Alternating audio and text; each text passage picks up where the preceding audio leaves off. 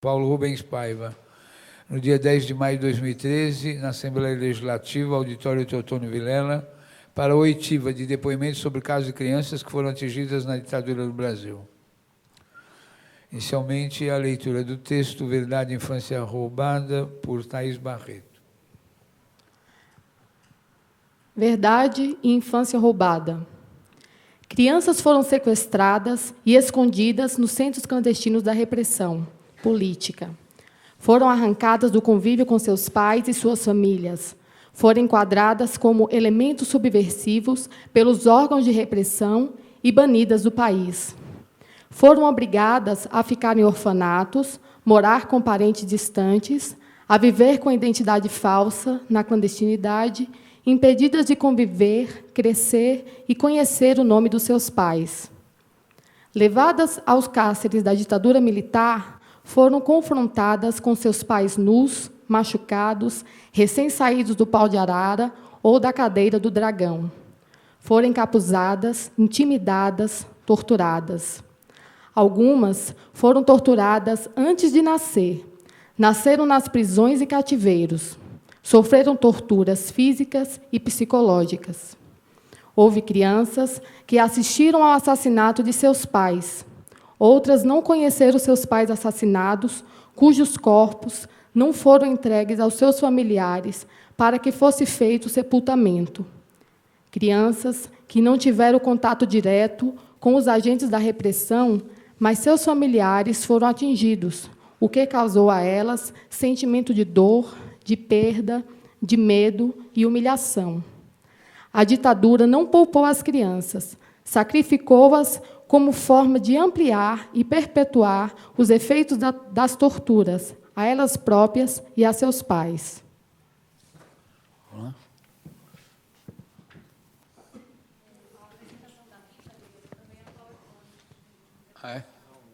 Então, só formo a mesa e apresento as pessoas e a gente inicia. Vamos lá. Formar a mesa. Então, vamos organizar a mesa, apresentar as pessoas, aí começa as apresentações. Priscila Arantes, André Arantes,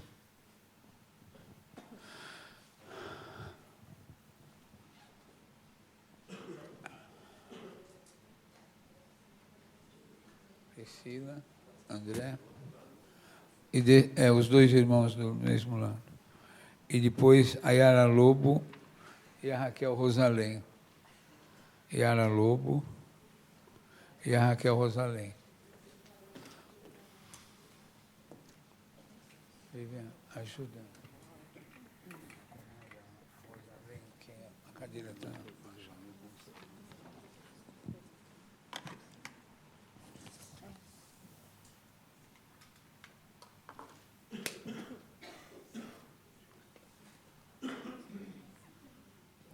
Então, primeiro nós vamos apresentar as 4 pessoas. Aqui está a Priscila Arantes, o André Arantes, a Yara Lobo e a Raquel Rosalém. Então, quem começa a apresentação? Aqui foi... Ela mandou a apresentação, então a gente pode fazer no fim. Vamos fazer primeiro quem está aqui, tá bom? Vamos começar. Priscila Arantes. A gente tem uma pequena apresentação Deles também? Então faz, a gente fica aqui, tá bom? Ela precisa descrever, não? Não. Ela que descreve? Não?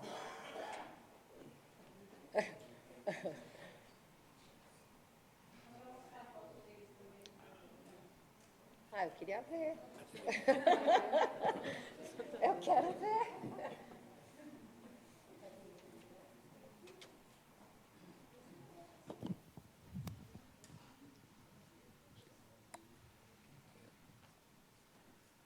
Bom, essa é uma foto da Priscila e do André pequenos, que a Dodora mandou para nós. no exílio, né? Cadê a Dodora? Aqui mesmo, em São Paulo? Em São Paulo.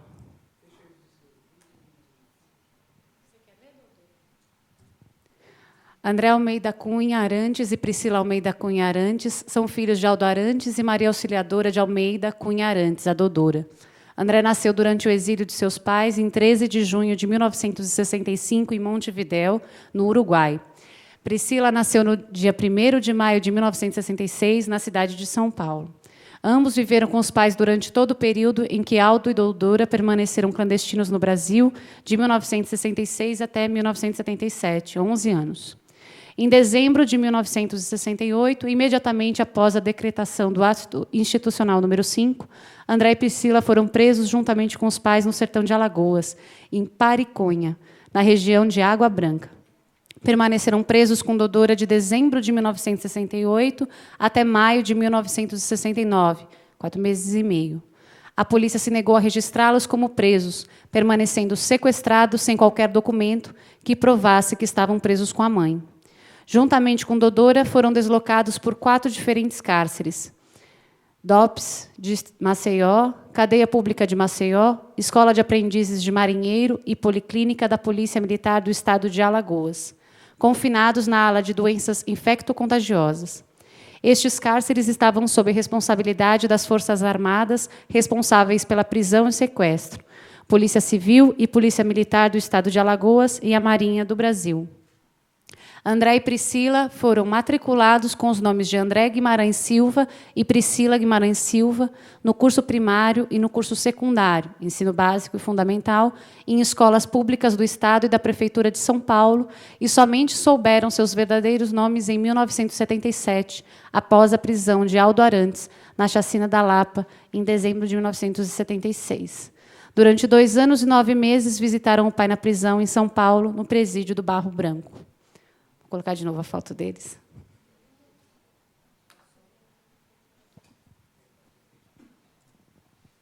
Adriana, a gente pode apresentar o memorial da Rita de Cássia, então, antes de remontar a mesa, pode ser?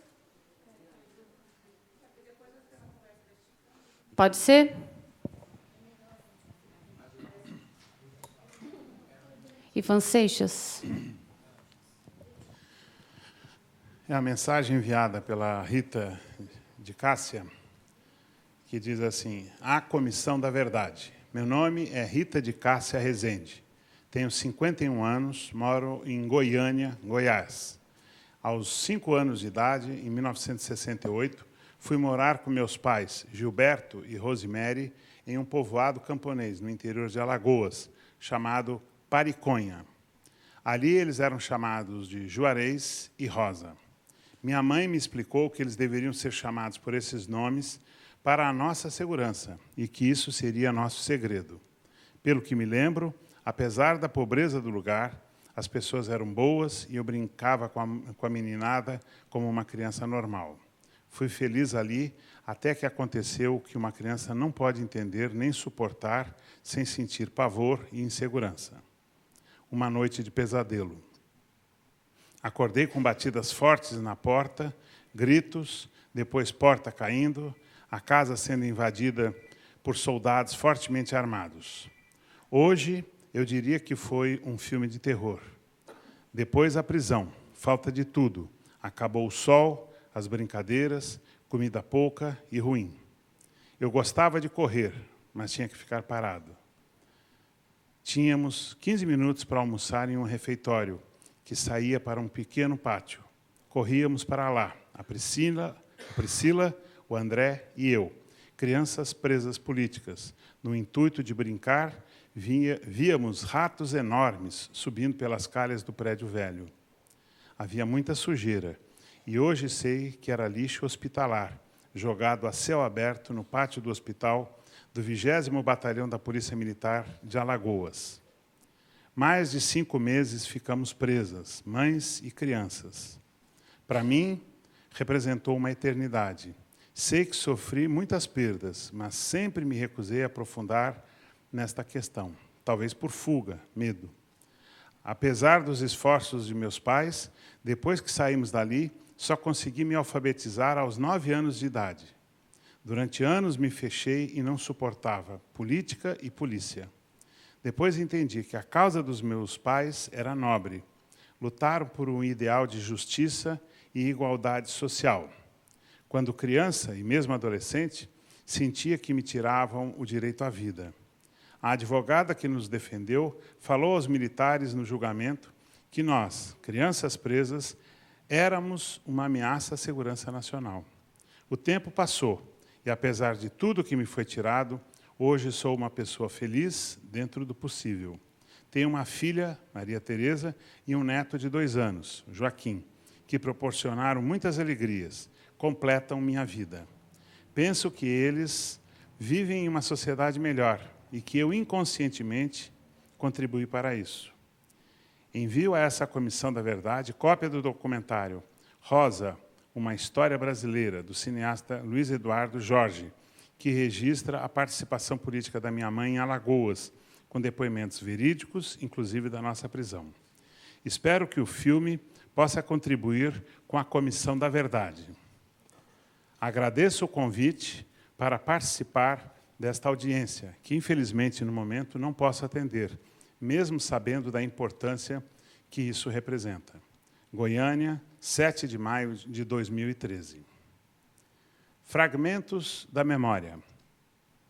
Em Pariconha, lembro que brincava de fazer carro de boi com cacto e palito de dente. Fazia guerra de mamona. Ganhei um pote de barro para carregar água na cabeça, mas quebrou. Brincava com coisas simples da região, pois não tinha brinquedo. Na primeira prisão, lembro que chegou uma mala cheia de coisas. Fiquei desesperada para ver o que tinha. Por sorte, eles me deixaram pegar os brinquedos. Um boneco chamado Bonitão, de roupinha azul, ele era de plástico, fogãozinho e panelinhas. E foi onde a minha mãe achou cartas de Goiânia, com a verdadeira identidade dos meus pais, e escondeu. Ela falou que eu precisava ir ao banheiro, então leu as cartas e jogou fora. No mesmo lugar, andando no pátio da prisão, vi várias celas pequenas, e em uma delas estava meu pai, deitado em um banco de madeira. Tentei a todo custo abrir a grade da cela. Então, no tanque ao lado, tinha uma faca enorme. Peguei a faca e falei para o agente que eu ia matar todo mundo. Ele olhou para mim e disse, menina ruim. Eu fiquei muito brava aquele dia, vendo meu pai ali. Nesse dia, meu pai escreveu uma carta para mim. Era meu aniversário. Tenho uma cópia até hoje, porque a original se perdeu com o tempo. No cômodo que ficamos, tinha pouco e ainda pisei em um prego enferrujado. Nessa mesma prisão, um agente carcerário deu para mim, o André e a Priscila, os presentes que ele tinha ganhado de Natal para seus filhos, na campanha de Natal. E o que eu escolhi foi um barco azul e branco. Isso significou muito para mim, como se eu visse o brilho de uma joia na lama.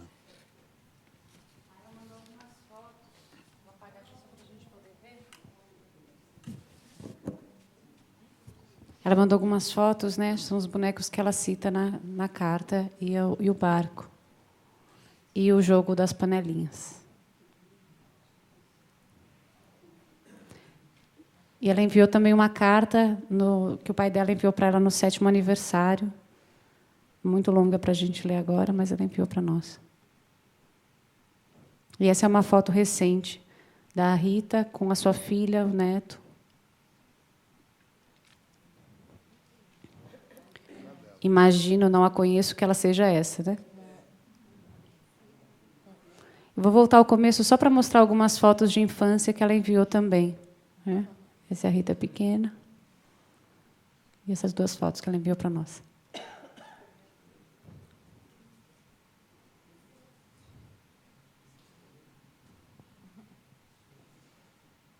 É isso.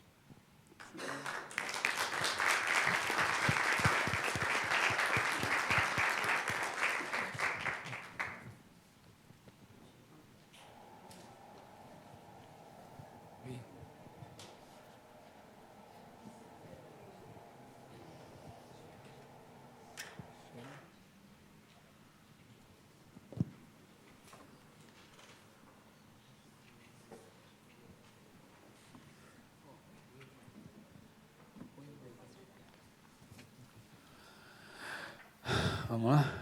Priscila Arantes. Bom dia a todos e a todas. Sou bastante emotiva, então estou bastante emocionada de estar aqui. Representa muito para mim. Queria agradecer imensamente à Comissão da Verdade por essa oportunidade de poder compartilhar alguns momentos da minha história e da minha família. Posso mudar de microfone? É possível usar o fixo?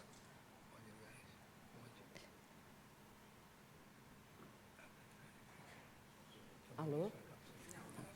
Ok. Já acalmei. Alô?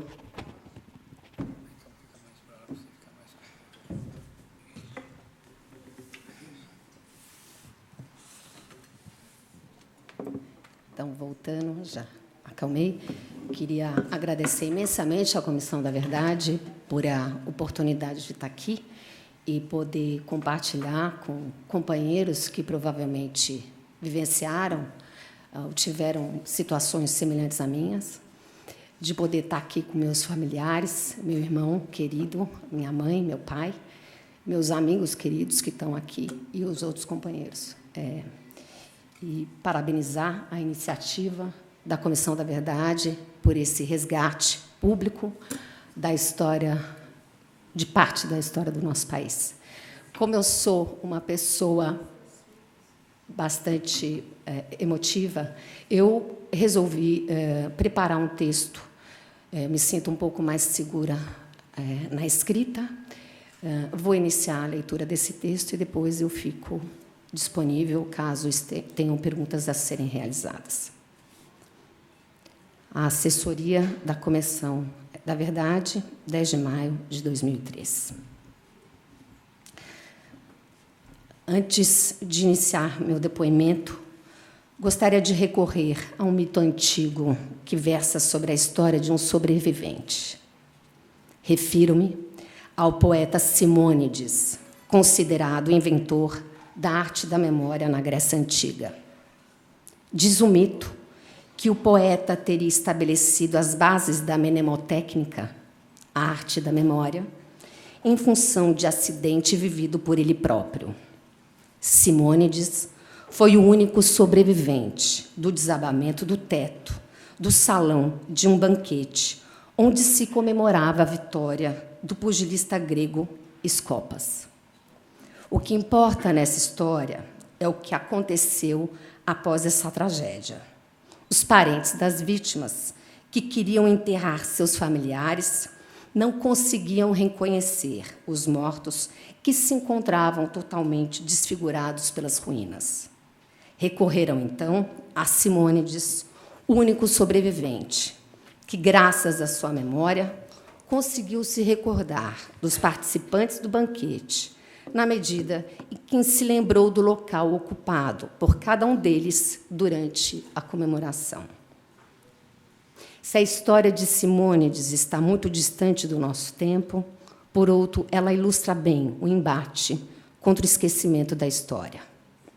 Aquele que testemunha, de certa forma, sobreviveu a uma situação limite, traumática, no meu caso, e de meus familiares, à época da ditadura militar no Brasil. Como filha de pais que foram presos, torturados, exilados, foragidos e clandestinos, e eu mesma presa com minha mãe e meu irmão, quando tinha 3 anos de idade, no sertão de Alagoas, apesar de não ter lembrança desse episódio, deixo aqui meu depoimento na esperança que ele possa contribuir, não somente para a construção de uma memória coletiva, mas que, de alguma forma, ele possa servir de dispositivo para que essa história não se repita nunca mais no nosso país. Recentemente, meu pai me pediu um depoimento sobre as memórias da minha infância. Gostaria, então, de compartilhar aqui alguns trechos dessa carta que recebeu o título de Identidade, Nome e o Paradoxo da Liberdade, carta aos meus pais.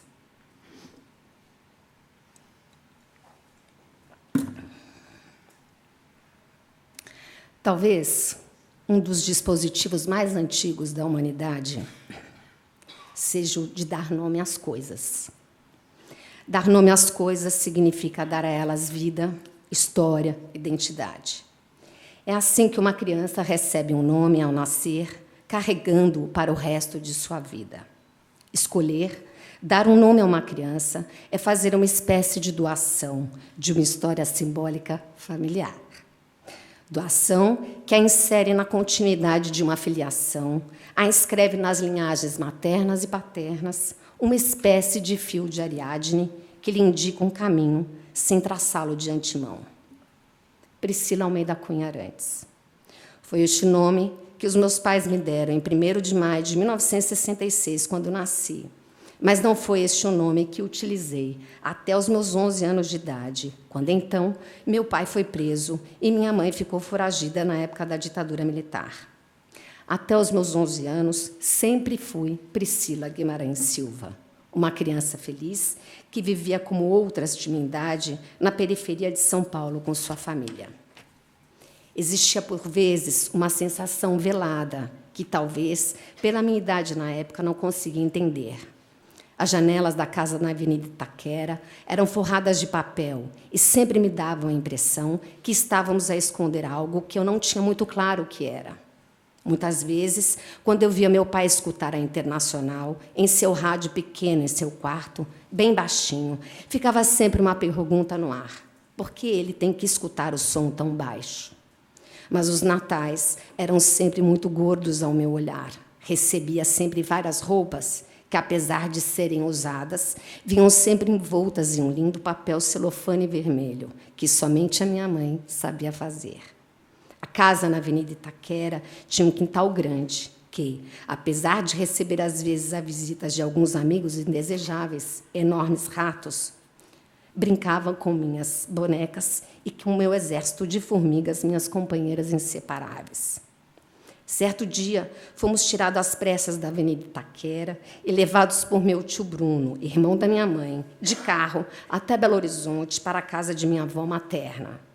Não entendi ao certo porque estávamos indo para Belo Horizonte e muito menos o que de fato tinha acontecido.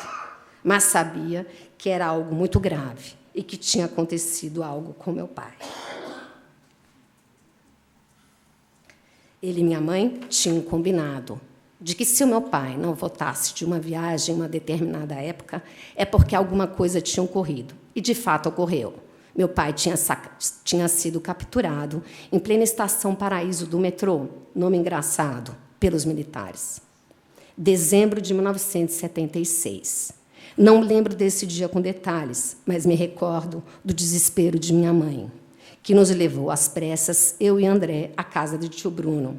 Na viagem a Belo Horizonte, fomos parados por um policial. Acho que o tio Bruno estava dirigindo muito rápido e sentiu um nervosismo muito grande no ar. Chegamos à casa da minha avó. A casa era muito grande, tinha quase 40 cômodos e fomos acolhidos em clima de festa e com muito carinho pela família da minha mãe. Uma família que, no entanto, eu nunca tinha visto. A única exceção era a querida tia Tei, que nos acompanhou por diversas vezes na época da clandestinidade. Eu e o André moramos por lá, até minha mãe poder viver em liberdade. Encontramos-nos, acho, somente um ano depois, na casa da tia Diva. Minha mãe estava magra, pálida, fruto da dieta forçada e macrobiótica que teve que passar quando ficou escondida na casa de conhecidos no Rio de Janeiro. Seu corpo enfraquecido me chamou a atenção naquela época, uma imagem que eu jamais vou esquecer. Foi em Belo Horizonte que pude, de fato, me tornar Priscila Almeida Cunha Arantes. Anos antes, meu pai, quando ainda morávamos na Avenida Itaquera, tinha comentado comigo e meu irmão que nossos sobrenomes não eram Guimarães Silva. Naquela época, apesar da surpresa, esse comentário não teve significado nenhum para mim. Eu continuava sendo Priscila Guimarães Silva, vivendo com meus pais na Avenida Itaquera. Foi em Belo Horizonte que uma nova realidade se apresentou para mim de fato. Talvez hoje, mais madura, eu possa reconhecer o paradoxo daquela sensação. Por um lado, pude descobrir que tinha um nome de fato real, outro, este sim verdadeiro, que trazia com ele uma família, uma história, uma outra identidade. Mas, ao mesmo tempo, E talvez esse fosse o fator que mais me assustou. Assumir a minha verdadeira identidade e meu nome trouxe a perda da convivência com os meus pais. E mais do que isso, a consciência de que eles estavam em uma situação de perigo iminente. É exatamente no momento que nossos nomes podiam ser utilizados que meu pai foi preso e minha mãe ficou foragida. Obviamente, esse paradoxo de identidade se tornou mais acentuado em um momento de adolescência, quando essas questões já são colocadas à mesa. Para além de uma mera crise de identidade, era uma real crise de identidade. Seria melhor continuando sendo Priscila Guimarães Silva e poder viver clandestina com meus pais em liberdade? Ou seria melhor ser Priscila Almeida Cunha Arantes e poder viver em liberdade com os meus pais presos? Independentemente da minha opção na época, eu não tinha escolha real a fazer. Esta sensação paradoxal veio acompanhada por outra experiência que foi muito marcante na minha adolescência. Estávamos em Belo Horizonte, quando 2 ou 3 homens entraram na casa da vovó Isa, dizendo que eram amigos de meus pais. Não me lembro exatamente quem foi me avisar das supostas visitas. Olhei à espreita por uma das portas da sala e, tendo a nítida sensação de que aquela visita vinha carregada de alguma ameaça, me escondi debaixo de uma das mesas redondas que havia na sala da minha avó. Foi exatamente em volta dessa mesma mesa que minha avó, minha tia e os 2 visitantes sentaram-se para conversar. Fiquei ali um bom tempo a escutar a conversa que não vou esquecer nunca mais. A conversa em tons de ameaça, pois o que eles queriam saber era onde a mamãe estava, descrevia com minúcias e detalhes a tortura recebida pelo meu pai. Espancamento, pau de arara, corpo inchado, quase morte. Anos depois, vim saber que esses visitantes faziam parte da equipe de torturadores de meu pai. Nessa época, fui acometida por uma série de desmaios, pequenos lapsos de consciência. Talvez um desejo real de esquecer, por um pequeno espaço de tempo, algo que me incomodava em profundidade. Meu grande refúgio, no entanto, eram as aulas de pintura. Certa vez, fomos à casa da tia Leda. Em uma das salas de sua casa, vislumbrei uma tela em branco presa a um cavalete. Ao seu lado, um pequeno livro que continha, na sua capa, a imagem do carteiro do Van Gogh. Não tive dúvida. Peguei um carvão e desenhei na tela em branco a imagem do pintor impressionista. A partir desse dia, tia Leda me matriculou em curso de pintura. Este contato com o mundo das artes, nessa época, talvez tenha sido uma das molas propulsoras de minha profissão atual e de meu interesse pelo mundo da cultura. Assim que voltamos de Belo Horizonte, fomos morar na Bela Sintra. Nessa época, eu, minha mãe e meu pai íamos com frequência visitar o meu pai no presídio Barro Branco. Me lembro da ambrosia, dos desenhos em pirogravura, das conversas com Ariston, do querido Aritanã, das pinturas do Guerra, da revista da polícia, da greve de fome vivida pelo meu pai. Apesar de meu pai estar preso, nossos telefones estavam sempre grampeados. Era comum eu ouvir ruídos ou xingamentos do outro lado da linha. Mas, talvez, um dos dias mais marcantes de minha vida foi o dia que meu pai foi solto. Ele descia a rampa do presídio com uma pequena mala na mão. Estávamos ali, novamente, a família reunida, fora do espaço confinado das 4 paredes da prisão. Hoje, tenho 47 anos e, com muito orgulho, me chamo Priscila Almeida Cunha Arantes, filha do Aldo e da Dodora, irmã de André, casada com Wagner e mãe de Tiago e Carolina. Para muitos, o nome é um bem. A continuidade do nome como referente da pessoa pode, em alguns casos, não se interromper com sua morte necessariamente. Alguns nomes existem e permanecem vivos na memória de outros homens, principalmente quando se referem a nomes que contribuíram para a construção de uma história coletiva. Trago comigo essa história marcada por um duplo nome, um nome clandestino e um nome verdadeiro. Sinto orgulho dos meus pais. Pessoas, nomes que lutaram e que contribuíram para a construção de um mundo melhor e que possibilitaram a mim, Priscila Almeida Cunha Arantes, desfrutar da vida em liberdade. Priscila Guimarães Silva, presente.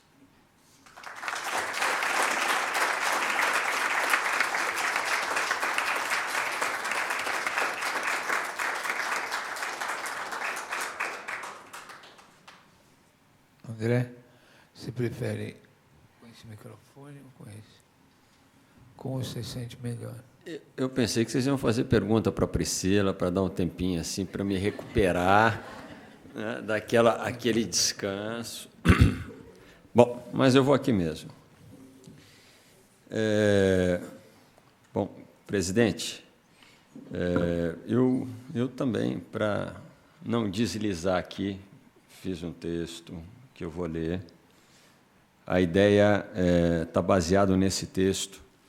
É um texto que ele serviu numa palestra em 2010, foi um convite da Coordenação Geral de Direitos Humanos do Ministério da Educação para falar sobre questão de direitos humanos no Mercosul. Eu fiz uma fala que eu achei que podia ser uma fala referencial dessa fala também. E a minha escolha foi trazer o texto e aí fazer alguns comentários e tal. Bom, meu nome é André Almeida Cunha Arantes, sou filho do Aldo Arantes e da Maria Auxiliadora, que estão aqui, ex-militantes da Ação Popular. Gostaria de agradecer o convite, de agradecer as pessoas todas que estão aqui, a Lin, minha namorada, a Juju, o Wagner, a Carolina, o Tiago, enfim, todos os familiares, colegas, algumas pessoas não conhecidas, mas com certeza que são pessoas sensíveis, né, à causa da luta pela democracia no país. Queria iniciar, antes de falar do texto, fazendo um agradecimento a toda uma geração que dedicou a sua vida por um Brasil mais justo, né? Um Brasil de todos, né? Não é uma questão de pessoas, mas de geração, né? Essa geração ela ficou marcada com essa cor, né? A cor da luta pela democracia, pela liberdade.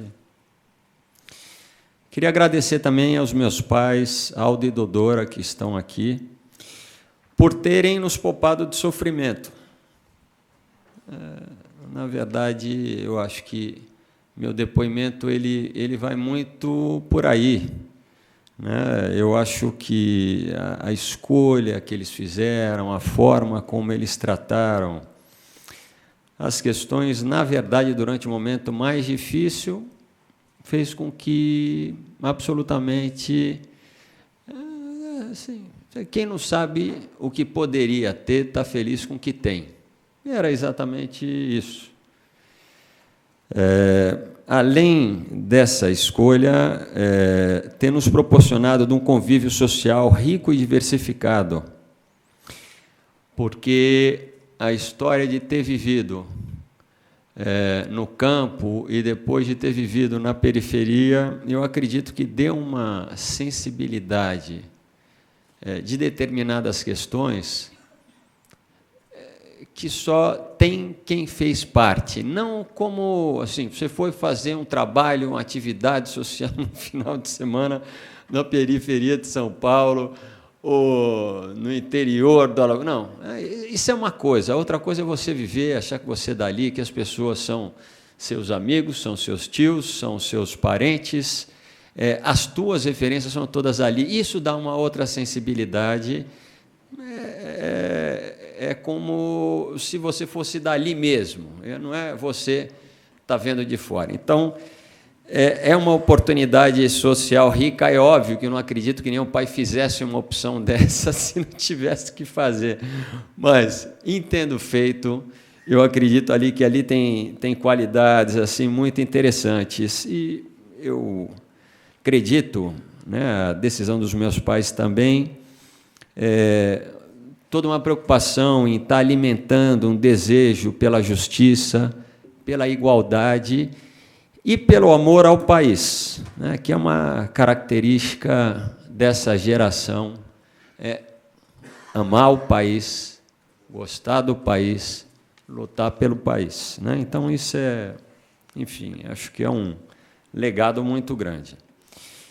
E, por fim, aqui eu agradeço à Assembleia Legislativa de São Paulo, em nome do deputado Adriano Diogo, né, que se propôs a essa iniciativa fantástica de resgatar fragmentos da história recente brasileira pela perspectiva dos filhos, porque os diferentes olhares trazem visões diferentes do mesmo fato, né?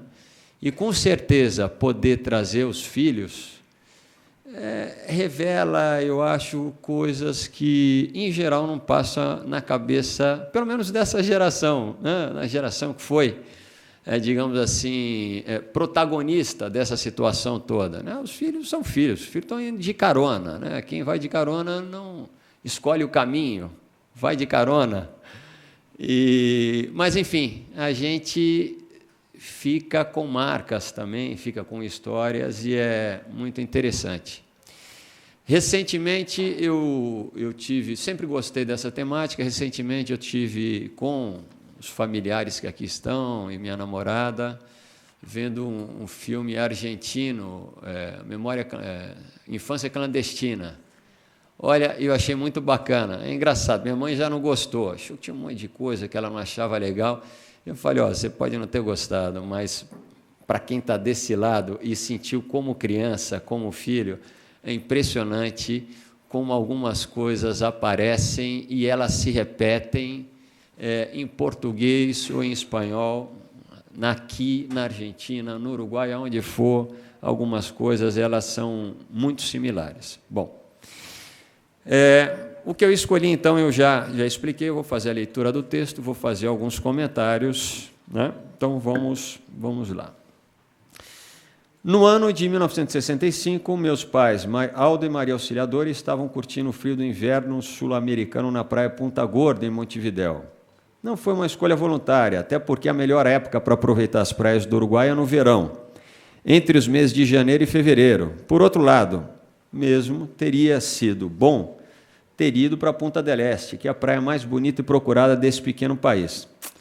Mas o motivo para passar férias assim é uma imposição do momento político do Brasil, que acabava de mergulhar em um período de ditadura militar que duraria aproximadamente 2 décadas.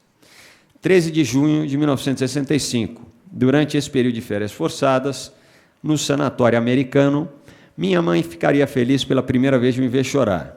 Moramos no Uruguai quase 1 ano, depois voltamos para o Brasil e fomos morar em São Paulo.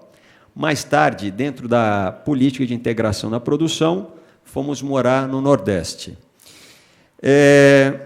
Tem uma coisa interessante que eu fiquei sabendo de um depoimento que minha mãe fez há algum tempo, que, em geral,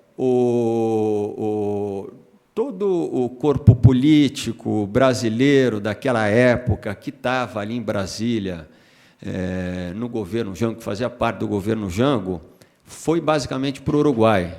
E por algumas questões básicas. A primeira, que o Uruguai é do lado, é quase Brasil. Segundo, que o Brizola tinha uma fazenda no Uruguai, tinha posto no Uruguai e tinha ido para lá também. E terceiro, porque o Brizola fez a cortesia de alugar um hotel de veraneio, é verdade, daqueles que é mais barato no inverno, que ninguém vai, entendeu? E fez a cortesia de alugar esse hotel e ceder para esse grupo, que era um grupo grande, não era um grupo pequeno de pessoas que tinham ido para o hotel. Eu fui para o Uruguai a primeira vez, acho que em 2002, 2003 ou 2004, eu trabalhei sou da área de esporte, eu trabalhei com spinning muito tempo, e eu fui convidado para dar um curso no Uruguai, num clube que chamava Clube Carrasco, que é um clube muito bacana no Uruguai, um dos melhores clubes que tem, e foi a partir daí que eu tirei um momento para conhecer um pouco dos lugares que meus pais passaram, né? O sanatório americano onde eu nasci, a rua Palmas e Ombus, que foi uma rua onde nós moramos, a praia de Punta Gorda, que foi onde tinha uma foto muito bonita dos meus pais, do Betinho, né, irmão do Enfio, mais um amigo na praia. Eu sempre gostei muito daquela foto, é uma coisa daquelas que você fica lembrando assim das imagens que reverberam. Então, foi muito interessante ter ido conhecer esse lugar. Bom, voltando ao texto, tinha 3 anos e lá estávamos em mais uma situação estranha. Durante a noite, uns amigos de meus pais vieram nos buscar em nossa pequena casa que ficava no interior de Alagoas, precisamente em Pariconha, distrito de Água Branca, no Alto Sertão alagoano. Nos levaram de jipe para um castelo, policlínica da PM de Alagoas, em Maceió. Lembro que achei aquele estranho. Como era noite, o castelo pareceu meio sombrio. Acreditei que quando acordasse de manhã perceberia que o castelo era legal. Quando eu despertei no outro dia, estava num quarto pequeno, cinza e cheio de grade. Eu queria dizer o seguinte, fazer um relato aqui, que a minha mãe, que estava com a gente nesse momento, é responsável por ter nos enganado o tempo todo. Queria confessar aqui na Comissão da Verdade que eu não senti aquilo como um clima violento, eu não senti a prisão como uma prisão, porque ela transformou os policiais em amigos. Ela transformou a prisão num castelo. Eu sou criança, eu tenho 3 anos de idade. Qual é o referencial de vida que eu tenho? Em quem eu confio? Eu confio na minha mãe. Se minha mãe disse que eles eram amigos, eles não eram ruins.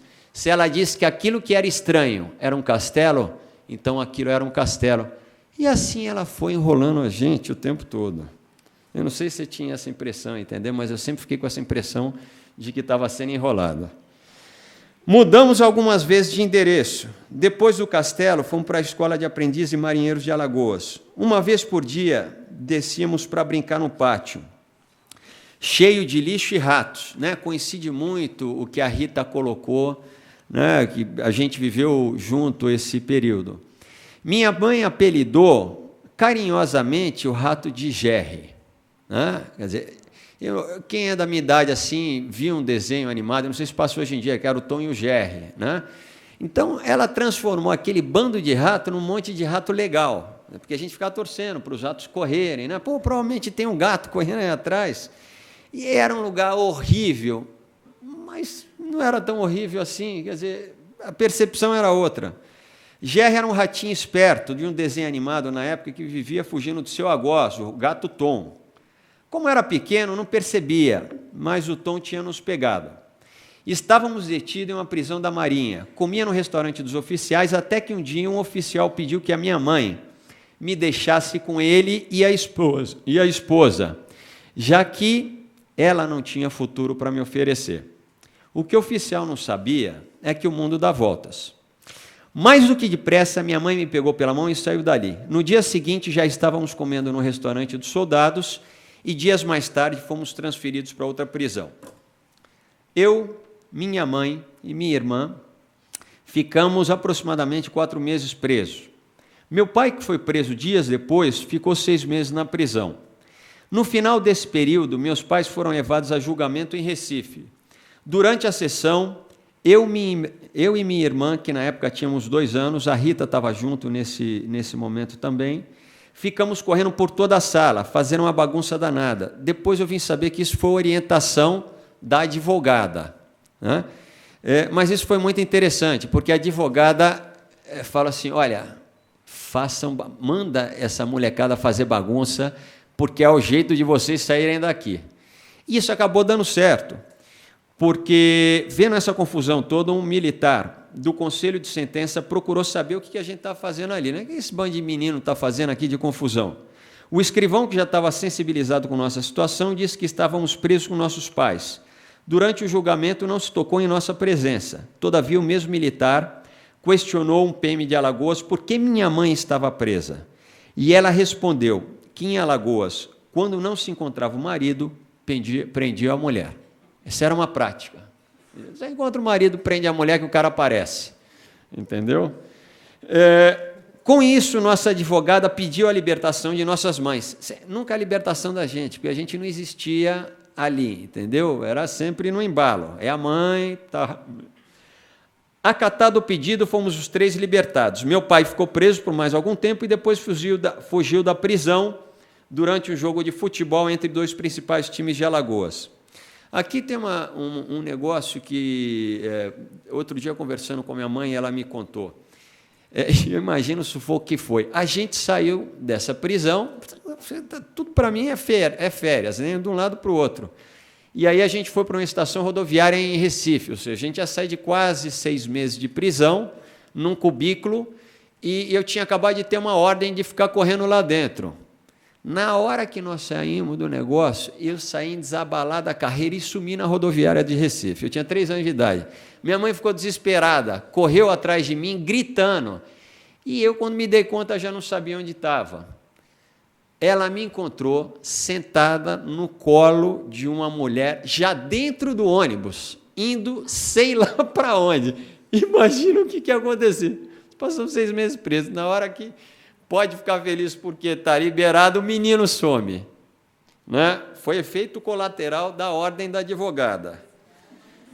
Bom, ninguém avisou que era para parar de correr, só avisaram, corre, corre, corre. Saiu, não mudou a ordem, eu continuei correndo. Bom, depois dessa aventura, ficamos algum tempo em Goiás, na casa dos meus avós paternos. Assim que as coisas esfriamos, fomos para São Paulo, onde o novo capítulo começava. Durante esses anos de ditadura, o contato com nossa família foi muito pequeno. Era uma questão de segurança. Conheci apenas alguns tios e um casal de primos que morava em São Paulo, sendo que o contato era esporádico. Esse é o tio Bruno, que morava em Santa Amaro, que era o irmãozão da minha mãe, que sempre nos apoiou. Sempre passávamos as festas, aniversário, Natal e final de ano, sozinhos, sem contato com outros familiares. Mas também não sentia falta, porque, para mim, a família era aquilo ali. Estava muito bem acompanhado. Mesmo assim, o Natal era uma grande festa cercada de expectativas.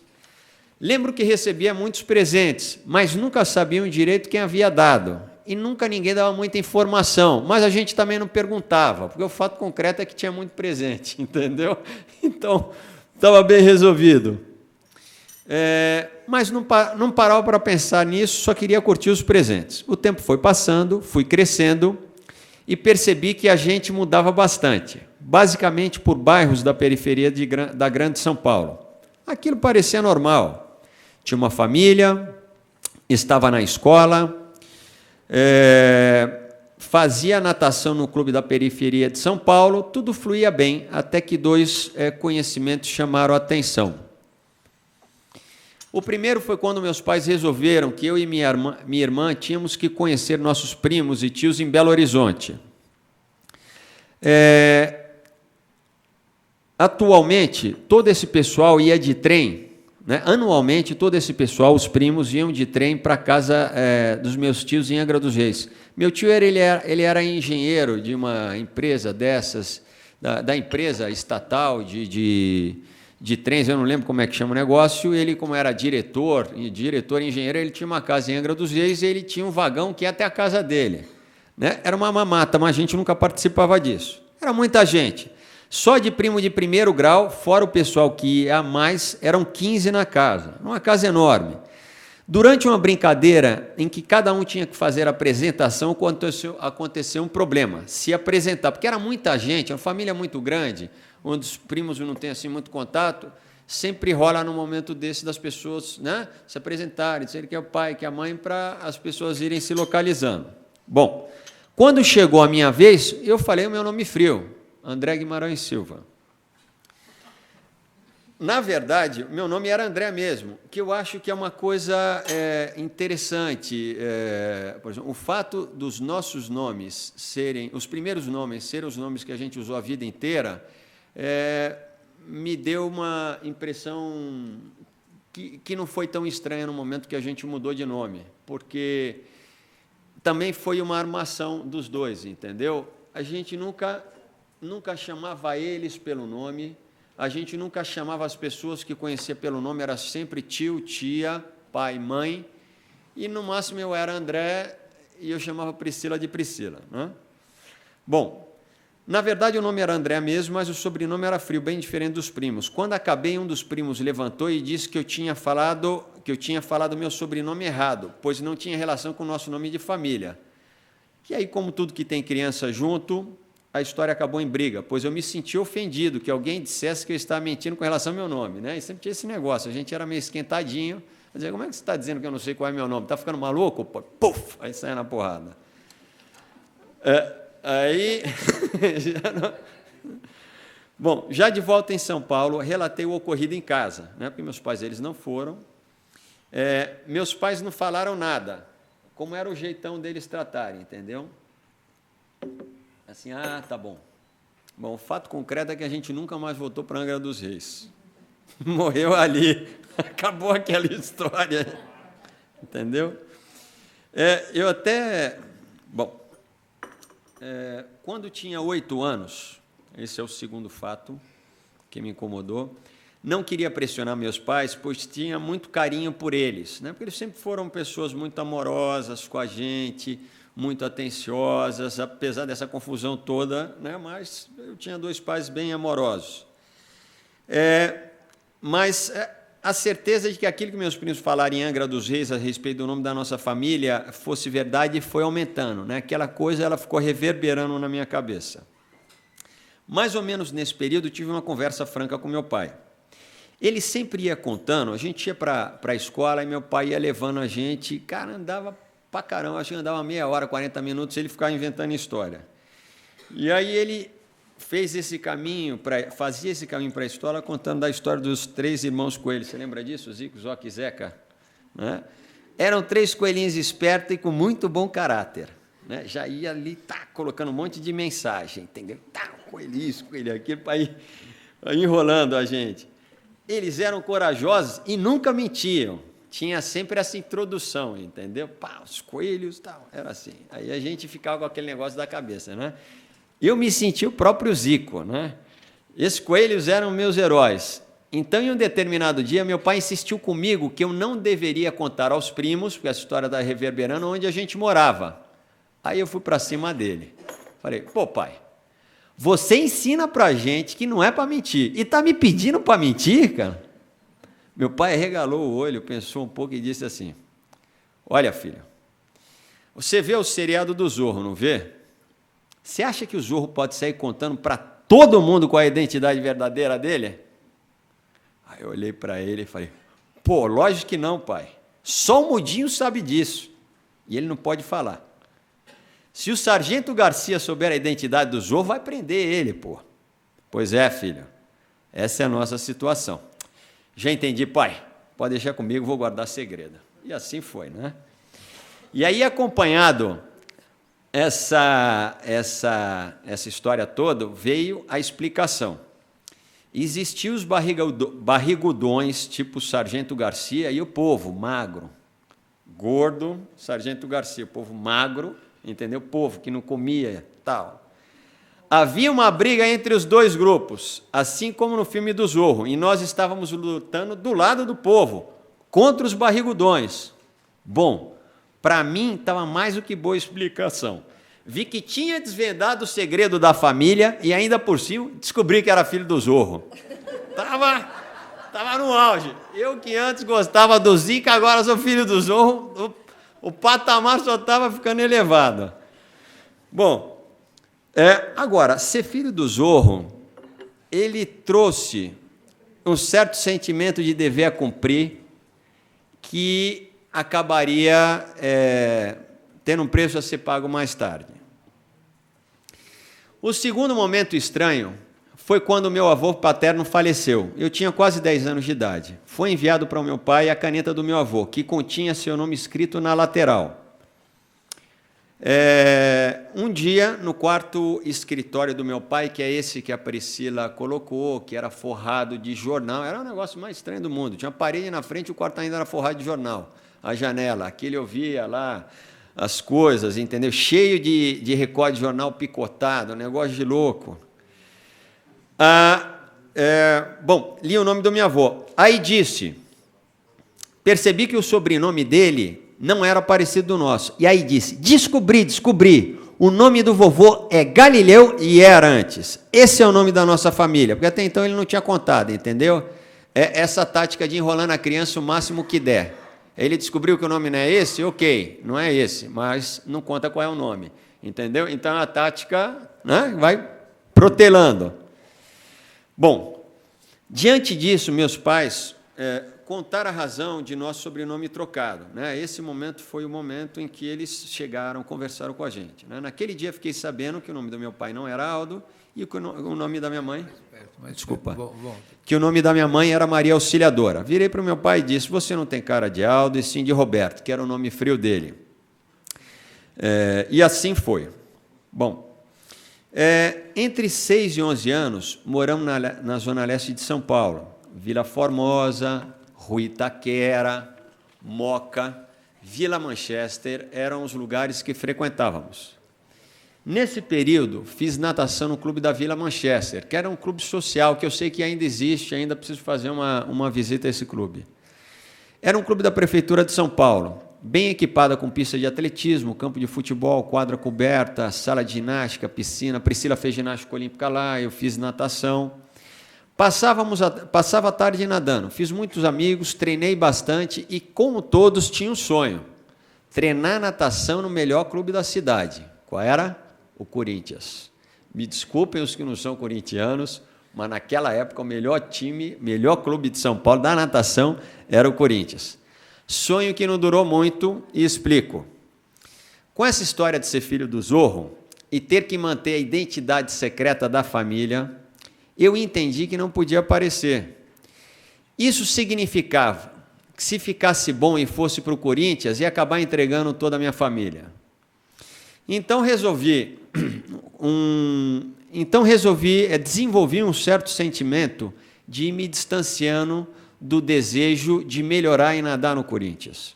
Em 76, no final do ano, bem perto do Natal, meu pai foi preso num episódio chamado Chacina da Lapa, onde morreram vários companheiros dele do PCdoB, né? Ângelo, Arroio e Pomar, e vários outros foram presos. Fomos acordados bem cedo pela minha mãe, pegamos algumas coisas, colocamos na mochila e nos mandamos de táxi para a casa do meu tio Bruno, lá em Santo Amaro.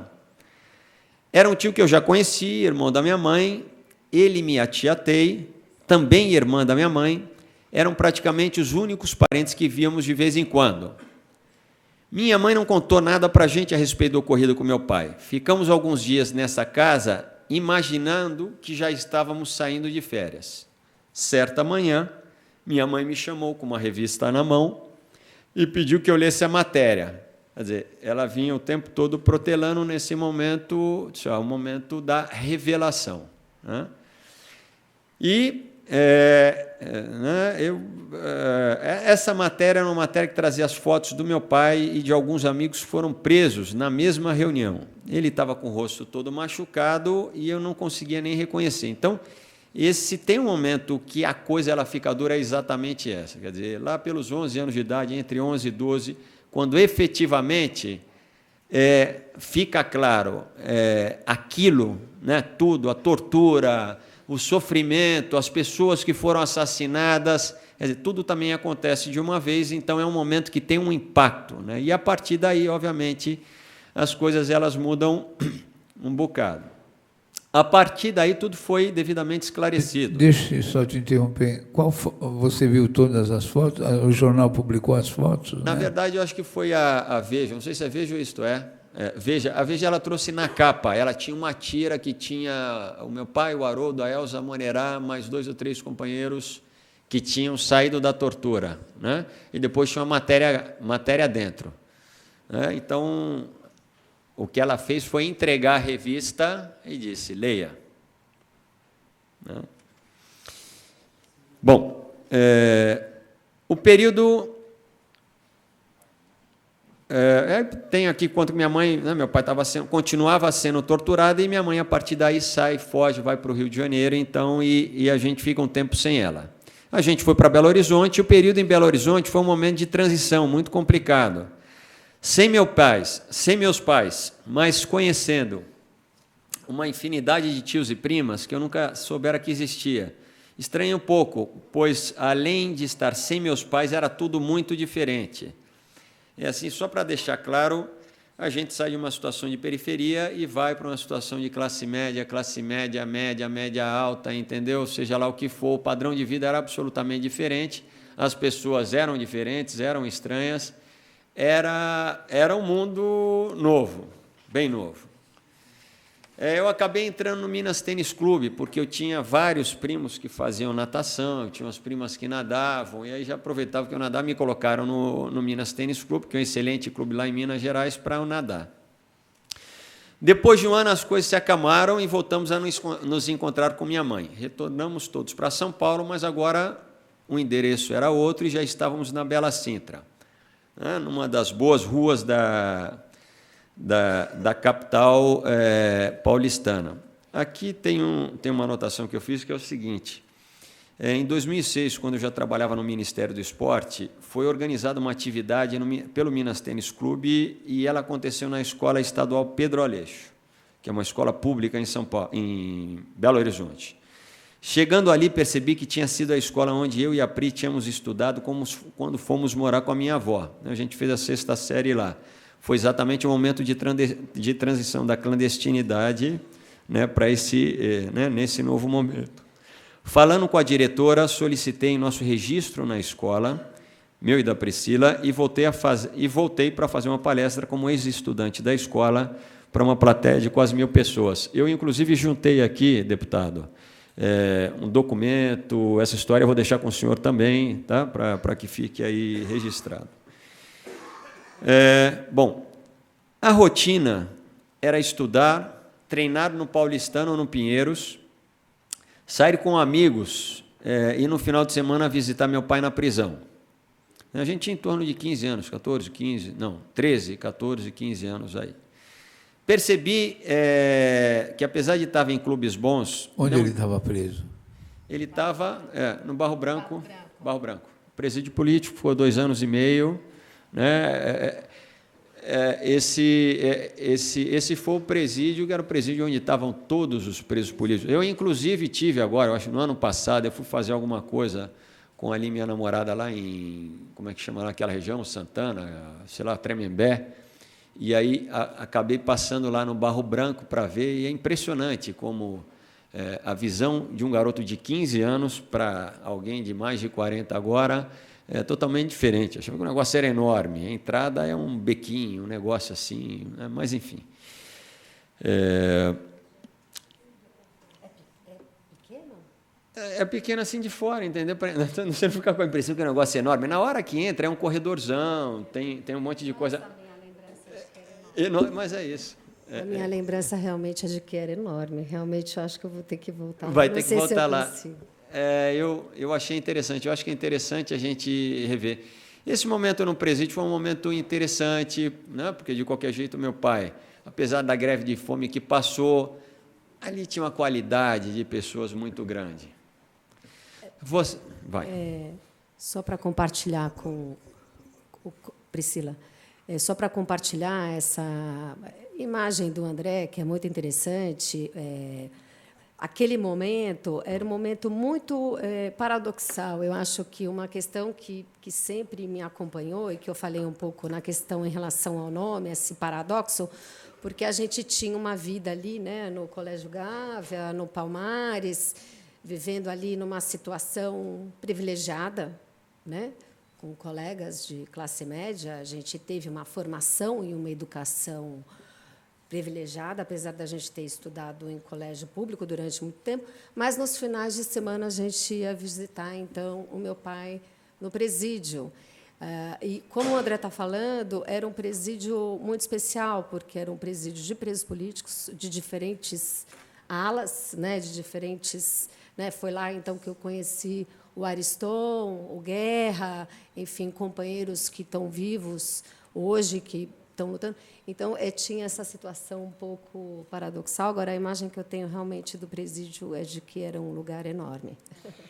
E esse momento é um momento interessante porque, como eu estava falando, ali não eram pessoas quaisquer, era uma intelectualidade, né? Era um grupo muito qualificado de intelectuais, de artistas, de dirigentes políticos brasileiros naquele momento. Então, era um negócio assim, era ruim ver o pai preso, mas, de qualquer jeito, era sempre muito rico aquelas visitas, né? Vários artistas brasileiros passaram lá, e a gente teve oportunidade, a Bruna Lombardi, o Carlos Iseli, a Eva Vilma, o Carlos Zara e diversas outras pessoas que ficaram muito próximas, né, àquele momento, porque compartilhavam daquele momento. Então, era, né, tinha assim, um quê interessante, né, naquela confusão toda. Bom, percebi que, apesar de estar em clubes bons, porque eu estava aqui em São Paulo treinando no Paulistano e depois fui lá para o Pinheiros, não tinha muito desejo de competir e vencer. Aos poucos fui percebendo que me sentia fazendo parte do time das pessoas que eram oprimidas. E eu comecei a fazer uma certa relação de opressão com o não vencer, com as pessoas que perdiam. E, por outro lado, os opressores eram os vencedores, aqueles que tinham torturado meu pai, nos prendido, separado da família. Sabe? É isso aqui, eu acho que é perverso, entendeu? Porque começa a haver uma confusão que você não domina muito de onde ela vem, entendeu? Mas no momento em que você, né, percebe que é um momento em que a gente se dá conta das coisas, do que aconteceu, etc. Então, alguns movimentos estranhos e complicados, eles começam a acontecer. Quanto tempo seu pai ficou preso? Ficou preso 2 anos e 8. 2 anos e 8, pai. Vocês foram todos os fins de semana? Sim. Não dá assim. Tem. A gente deve ter faltado uns, né? Porque é sempre assim. Filho é muito pangaré. Quando tem alguma coisa muito bacana para fazer, diz, avisa lá para o pai que semana que vem eu vou, entendeu? Se eu tenho certeza que todo filho passou. Antes do Barro Branco, o papai ficou preso no hipódromo. Era um presídio bastante diferente do Barro Branco, porque era um presídio, esse realmente muito maior. Com certeza. E não era um presídio só de presos políticos, né? O hipódromo era um presídio comum. Essa foi uma cena muito forte, né? Porque foi ali, na verdade, que a gente pôde ter contato com meu pai, depois do momento ali que a gente estava em Belo Horizonte. Para mim foi muito forte, eu me lembro muito dessa cena no hipódromo, da gente ali num lugar que tinham várias pessoas presas, né? E para mim realmente foi muito forte, porque essa cena do debaixo da mesa, ela é uma cena que me marcou muito, porque, como o André está falando, a cena do debaixo da mesa, para mim, não só a escuta em relação à tortura ao meu pai, mas era uma cena de opressão. Você estar debaixo da mesa, você está escondido em algum lugar. Então, para mim, ver o meu pai, logo depois daquela escuta, e no hipódromo, foi realmente uma imagem muito forte, né? E foi onde a gente encontrou o papai depois que ele foi preso e antes do Barro Branco. Bom, então, esse sentimento...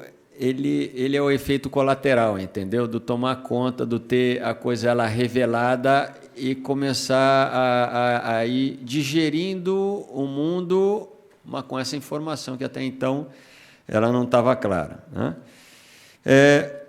O desejo de vencer foi ficando cada vez mais longe de mim, como algo proibido. Mas eu associo a opressão a vencer. Eu quero vencer por quê? Eu quero lá me identificar com isso. De jeito nenhum, quero passar longe. Mas eu gostava de treinar, gostava de competir, era um negócio que está muito dentro de mim. Bom, em agosto de 79 foi aprovada e sancionada a Lei da Anistia.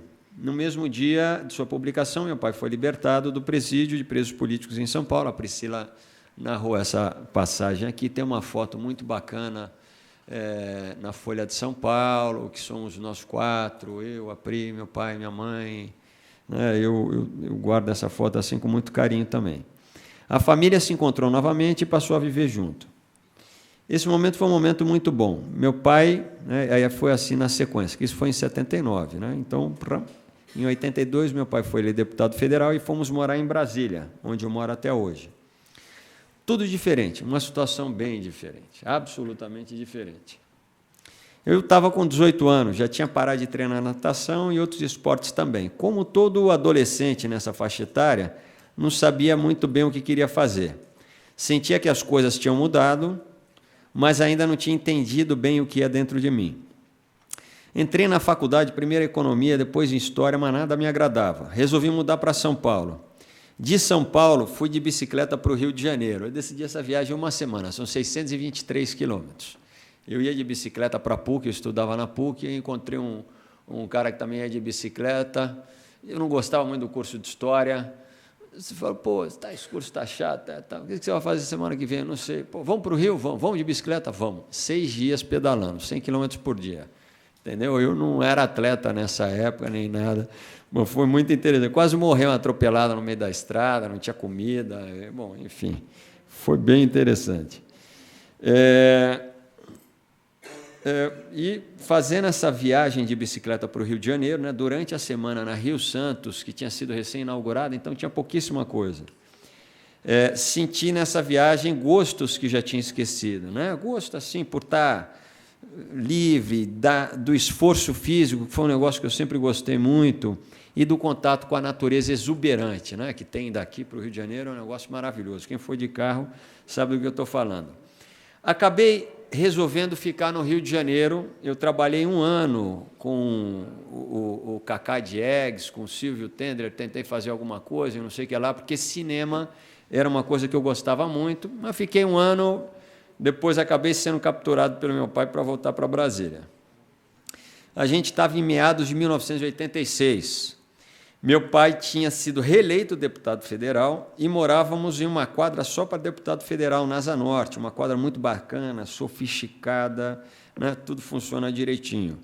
Isso tudo deixou bem claro que a situação ela tinha mudado e se consolidado. Nós não éramos mais do time de perdedor. Isso aí já estava lá do outro lado, né? Eu estava liberado para vencer. E é engraçado como essa coisa ela se dá, é difícil você perceber. A coisa ela não acontece de imediato, a mensagem ela não vem de imediato, né? E eu acho que a pessoa ela demora um pouquinho, né, para refazer. Mas essa coisa que foi externa a mim, né, foi uma situação concreta que o país estava passando, mas também foi uma situação concreta que o país passou. Que a família passou, né? A família conseguiu se reorganizar. Meu pai conseguiu ser eleito deputado federal, foi deputado em 1982, depois a segunda foi deputado constituinte. Então, isso consolida uma outra situação, né? Então, essa foi a senha. Essa foi a senha para eu voltar para o esporte e tentar vencer. Já não tinha mais amarra, não precisava mais me esconder, agora eu queria vencer. Eu devia ter uns 23 anos aqui, né? 22, 23. Foi um momento de mudança radical na minha vida. Senti-me integrado pela primeira vez. Eu não sei se os outros filhos têm essa impressão, entendeu? De ficar meio assim, entendeu? Eu estou aqui, mas não sou daqui. Não sei de onde é que eu sou. Que eu acho que é um negócio que no filme que eu falei da infância clandestina aparece muito, entendeu? Um negócio meio maluco, assim. Eu sou daqui, mas não sou muito desse mundo. Então, esse foi um momento que eu percebi, estou aqui agora, eu estou 100% inteiro. É interessante isso que, Priscila, que o André está falando, porque essa sensação do que eu estou aqui e não é aqui, que é essa sensação um pouco do paradoxo, eu acho que realmente foi uma sensação que nos acompanhou até o momento que eu saí debaixo na mesa e ele pôde, como ele estava dizendo, estar do outro lado do time. Porque, quando você é clandestino, você está usando um nome que não é o seu nome. Quando você começa a usar o seu nome, você está usando o seu nome, mas você também não pode revelar quem você é. Porque, por exemplo, no caso de Belo Horizonte, apesar da gente estar ali, ter sido super bem recebido, a gente não podia falar com toda a liberdade a situação que se encontrava o meu pai e a minha mãe, para os primos ali, né? Quer dizer, então você é, mas você não é. Então, essa sensação de que você pode, não pode, não é, né? Que sempre tem realmente uma sensação que nos acompanhou durante muito tempo E você se libertar dessa sensação e poder ser realmente quem você é e assumir que é a contribuição que a Comissão da Verdade está explicitando aqui, por isso a importância desse movimento para os filhos e para a história do país é muito importante, né? Porque é o momento que a gente pode ser na integridade, né? E assumir essas falas e essa dor publicamente. Então, esse momento é o momento assim do realinhamento, entendeu? De, pum, agora eu estou no trilho, eu vou do jeito que eu quero. Então, eu resolvi fazer triatlon, que era uma modalidade que tinha aparecido na época, entendeu? Uma modalidade nova. O triatlon é uma modalidade que surge na Austrália, nos Estados Unidos, em San Diego, etc. E ela estava mais ou menos vindo para o Brasil nesse momento. Como eu tinha feito natação, e sempre gostei de correr, eu falei, poxa, e tinha feito a viagem de bicicleta para o Rio, e o triatlon é uma modalidade que ela combina natação, ciclismo e corrida. Eu falei, opa, eu vou por aí. Eu treinei muito. Como eu estava assim, represado esse tempo, eu treinei muito, demais até. Consegui ganhar várias provas em Brasília, igual Espírito Santo, participei de campeonatos brasileiros, fui selecionado para fazer parte da seleção brasileira em campeonatos sul-americanos, pan-americanos e mundiais, né? Foram 12 anos viajando pelo mundo, competindo como atleta de elite do triatlon, com diversas limitações, com a idade ela já estava avançada, etc, etc, etc, mas para mim tinha menos importância isso, mas mais o fato de poder efetivamente fazer, dar o máximo, tentar me colocar, e aí limitação. Limitação tem aqui, tem ali, é mais fácil aqui, mais difícil ali, mas esse não era um problema concreto, né? Nunca foi um problema concreto e foi um momento muito rico. Bom, acabei entrando no curso de Educação Física, né? Porque nesse bolo todo eu falei, ok, não é nem História, nem Economia, nem outra coisa qualquer, meu negócio é Educação Física. Na Faculdade Dom Bosco, fiz especialização em treinamento esportivo na UNB, fiz mestrado em Educação Física, hoje em dia estou enrolado no doutorado que eu estou terminando na Universidade do Porto, né, na área de Ciências do Desporto. De 2005 a 2005, fiz parte do Johnny D Spinning, né, que trabalhei muito tempo em academia aqui também, que é o maior programa de ciclismo de academia do mundo. Fui convidado pelo próprio fundador do programa, que é um sul-americano, e a gente teve uma empatia muito boa, e com a história eu acabei rodando o mundo também, né, passando essa experiência de pedalar, que aproveitando um pouco o background que eu tive lá de triatleta. Estive representando, né, o programa Spinning em vários países da América do Sul, com 2 conferências nos Estados Unidos. Em 2003, fui convidado pelo então ministro do Esporte do governo Lula, né, o primeiro Ministério do Esporte, né, do Brasil, pelo agora governador Agnello Queiroz, para ser secretário nacional de esporte de alto rendimento. Nessa função no Ministério, eu tive missão oficial nos Jogos Pan-Americanos, Santo Domingo na República Dominicana, que foi em 2003, e na Olimpíada de Atenas em 2004. Como diretor também do Ministério, eu participei nos Jogos Pan-Americanos do Rio 2007 como oficial. Hoje em dia, sou diretor da Secretaria Nacional de Esporte de Alto Rendimento do Ministério do Esporte e dou aulas de Educação Física no Centro Universitário Uniceub, que é um centro universitário em Brasília. Quando eu olho para trás, eu vejo como esporte e política sempre tiveram entrelaçados na minha vida. Quando criança, a minha leitura das questões sempre passou pelo corpo. Se alguém falava em superar obstáculo, eu me imaginava saltando barreiras. Numa pista de atletismo. Se diziam que era preciso ser forte, eu me imaginava levantando um grande peso. E se dissesse que era necessário ser resistente, eu me imaginava correndo uma maratona, né? Era a minha leitura das coisas. Enfim, era um jeito muito particular de sentir as coisas, como foi também relacionar a vitória à opressão e o perdedor aos oprimidos. Decidir não aparecer, por medo que minha família fosse descoberta. Enfim, cabeça de criança fantasia muito, e essas coisas ecoam na adolescência. Essa foi a minha história, com cicatrizes geradas pela ditadura e oportunidades criadas pela democracia. Acredito que no peito da minha mãe, aproveitando para puxar o saco da minha mãe, não só porque eu amo ela, entendeu? Mas nós estamos aqui também no mês das mães, né? Mas acredito que no peito da minha mãe, lá no fundinho, ela tem vontade de encontrar com aquele oficial da Marinha, aquele lá do início, quando a gente estava preso, correndo dos ratinhos lá, que queria me levar para morar com a família dele. E dizer assim, e que disse para ela que ela não teria futuro para me dar, ela ia encontrar para ele, assim, bem no olho dele, e dizer assim, está vendo? Eu tinha certeza, lê aqui para ele, que o futuro do meu filho seria melhor comigo. É isso aí.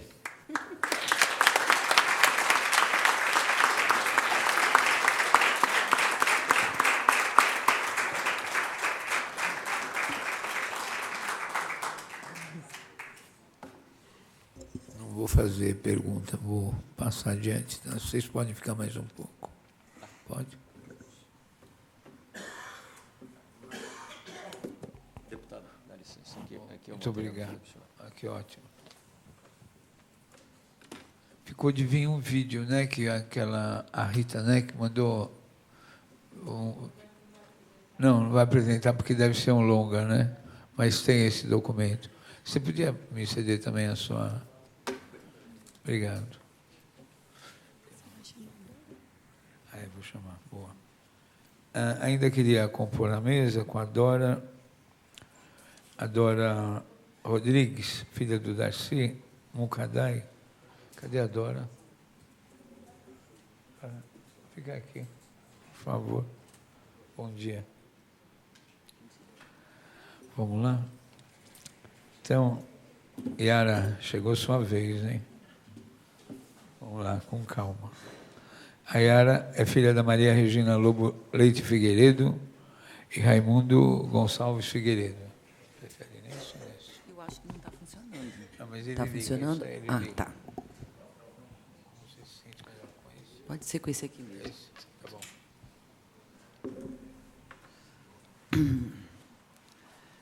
Bom dia ainda, né? Parece que ainda não é meio-dia, já é meio-dia. Boa tarde, então. Boa tarde a todos. Quero agradecer a oportunidade desse depoimento e o faço na figura do deputado Adriano. E quero agradecer também a tantos cabelos brancos aqui presentes que eu redescobri como minha família. Eu sou muito emotiva e, como Priscila, é difícil, muito difícil para mim falar sobre meus pais, principalmente sobre a memória deles, porque eu não as tenho. Quando meu pai morreu, eu tinha 2 para 3 anos, e quando minha mãe morreu, eu tinha 3 para 4 anos. Então, eu tenho pequenos flashes, e tenho a memória da voz dela, da minha mãe, e do cheiro dela, que, para mim, é muito precioso. De meu pai, eu tenho um sorriso. E os bigodes, lembro deles. Minha irmã, Isabel, ela não pôde vir, acredito que ela esteja assistindo. Isabel, te amo. E ela escreveu uma carta com algumas ideias inseridas minhas, mas, na maioria, foi redigida por ela. Eu gostaria de lê-la.